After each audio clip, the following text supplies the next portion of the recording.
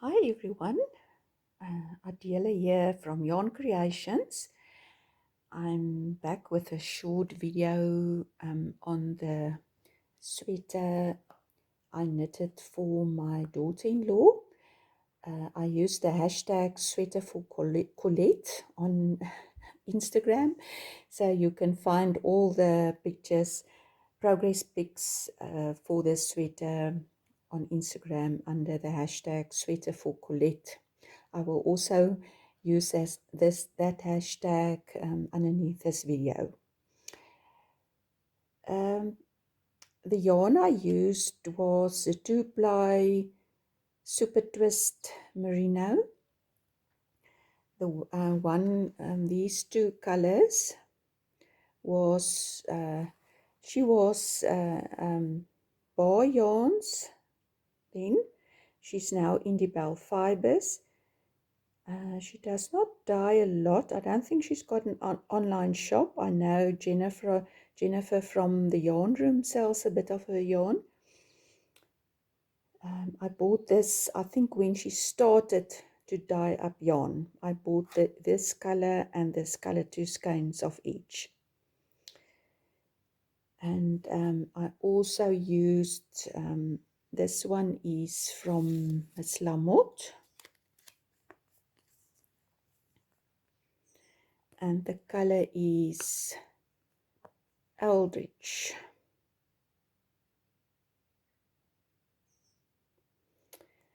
So it's a 100% superwash merino. This is quite a bigger skein, but there's usually about 320 meters on 100 grams. This skein was a little bit bigger. Very pretty color, and I thought that it matched quite well with this blue and the grape. Made a pretty combo. So I used not a full, so this is what I've got left of the 115 gram skein, and this is what I've got left of the first 100 gram skein, and the blue I completely used up the 100 gram, and I've got a little bit, quite a lot left of the second skein. So all in all, I think depending on your size, that 3 skeins might be enough, 3 to 4 skeins. I will use 4 skeins, but for Colette, she's quite small and tiny. The 3 skeins would have been enough if I changed up the colors, maybe did some more of the grape in the sweater or whatever, but because I knew I had 2 skeins of each, I didn't plan ahead. I just knitted and changed colors as I wanted to. So let me try and explain to you exactly what I did. So I started here with 104 stitches. For winter, I thought that a neckline that's higher up will be cozy. Did some short rows, 5 sets of short rows, and every time the short rows went a little bit further, and then I started with the 2-row stripes. So what I usually do is my beginning of round is in the middle back, but after I have done, it's much easier if your beginning of round is in the middle back for the short rows, because you have to knit from your beginning of round to that side and then back to the beginning of round and then to that. So it's easy to mark the middle back. But after the short rows, I move the beginning of round to my raglan, and then I do my color changes or carrying the yarn. I do carry the yarn, but when I'm changing the blue for the grape, I cut and then use the grape. So if your yarn changes are in the raglan, it's not very obvious. I just want to show you where I carried the yarn. Just see.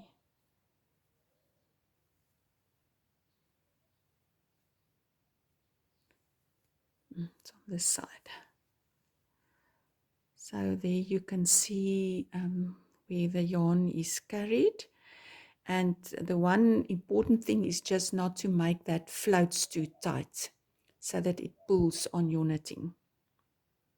Yeah, so it's actually when you knit, you are knitting upside down. So the beginning of round will then change to that first raglan that you will come upon when you knit in the round from the top. So my yarn changes happened in this raglan. So I randomly changed yarns. I tried to, so I did the variegated and the blue, and then I took the blue out and used the grape, and then I took the variegated out and used that combo again. So there was always one of the colors flowed into the other one. So the raglan depth for Colette was approximately 23 centimeters. And then I added 10 stitches underneath the arm and did the body quite straight. I realized that maybe next time when I knit a sweater for her, I can do a few increases. I didn't take her hip measurements. I think I must do that so that it seems that she might be 1 or 2 centimeters bigger in her hips than in over the bust. But what I did is I did a split hem. And when I do the back, when I start the back ribbing, I pick up 2 extra stitches in the corner, like what you will do for when you want to close the hole in your sleeve, or for socks when you do heel flap and gusset, and you have when you pick up the stitches for the gusset, you also pick up 2 extra stitches to close that hole, and you can do the same here. So that then that this is much stronger, and it doesn't stretch open too much. And then I also use the yarn end to reinforce it a little bit more, so that there's no stretching that can happen there in the split hem. So I think that is everything. I love the drape and the fabric. I used 3.5 millimeter needles and 3 millimeters for the ribbings and 3.5 millimeters for the body. And interestingly enough, I thought my gauge will be 23 stitches, but it's 24 stitches. So if I want, I don't think I would like the fabric knitted with a 3.75. I'm not sure. I can try it again, but this is quite stretchy and open. So I like the fabric created with a 3.5. How I knit it. So I will just keep that in mind. If I want to knit something with maybe a 23 stitch gauge, I might just go up a size.